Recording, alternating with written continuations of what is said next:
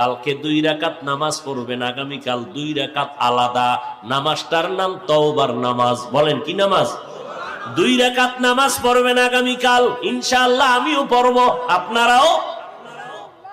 এশাবাদ দিয়া রাত্রে 2 রাকাত নামাজ তওবার। নিয়ম কি?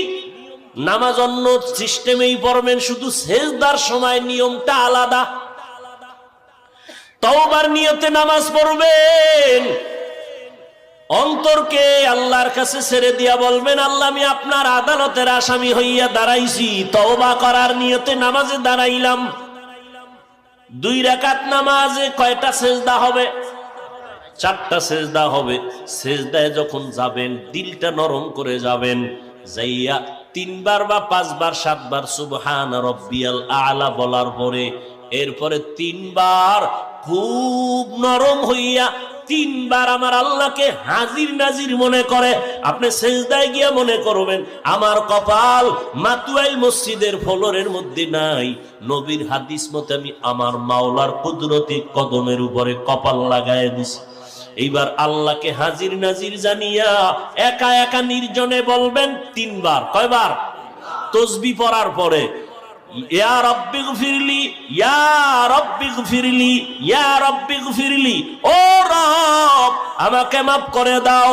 খুব নরম হইয়া চোখে পানি আনার বাহানা করে আল্লাহর কাছে বলবেন সিজদায় বসিয়া, ইয়া রাব্বি গফিরলি, ইয়া রাব্বি গফিরলি, ইয়া রাব্বি গফিরলি। কয়বার? 3 বার।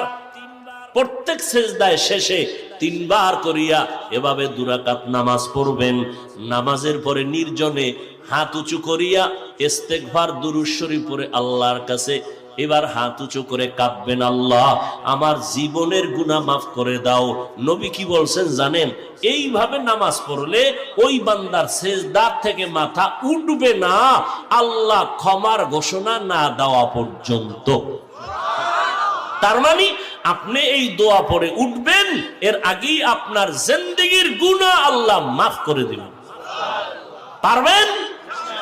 আল্লাহ আমাকেও তৌফিক দান করেন, আম্মা জানদেরকেও তৌফিক দান করেন, আপনাদেরকেও আল্লাহ তৌফিক দান করেন।